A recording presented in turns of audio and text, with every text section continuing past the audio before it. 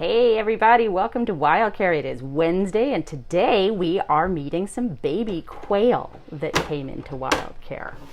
Brittany, you want to tell us their story really quick? Sure. So a family found these guys stuck in a storm drain, and they did a great job. They had experience with chickens, so they did a great job keeping these guys warm until Marin Humane came to pick them up. And because they were in the storm drain without mom, they're orphaned. So they ended up coming here, and what we're doing right now is just feeding them all a tiny bit of mac diet. It has some insects in it to help support them as they learn to eat on their own. And we have 5 in here, so the only way for me to know who I fed and who I haven't is to go ahead and transfer each one as I feed them, because they're so small. So small, and they all look very similar. They all look exactly the same and have these teeny tiny little beaks. How's their health? Their health looks good. One of them is a little weaker than the others, but the other 4 are all doing incredibly well, and even the weak one has improved a lot overnight, so we're super excited about that.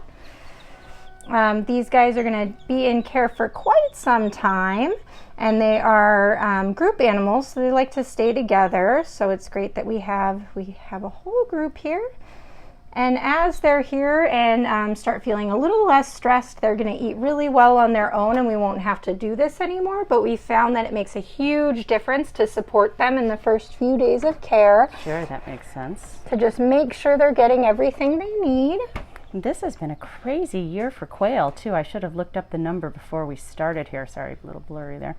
But I know at one point we had 19 or 20 from had 18 from a single... Correct. A single nest that the parents had been killed by a cat, actually, and the people had rescued all of the babies. So we're seeing a lot of California quail coming in this year, and they are so incredibly small. They're just amazing. This is our little weaker one.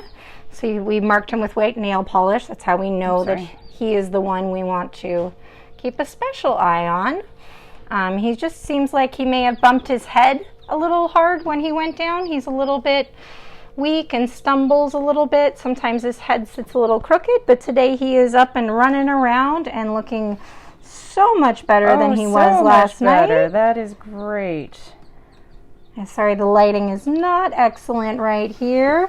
But now I'm going to go ahead, now that they've all been fed, I can put them back and know that I've given each one what they need.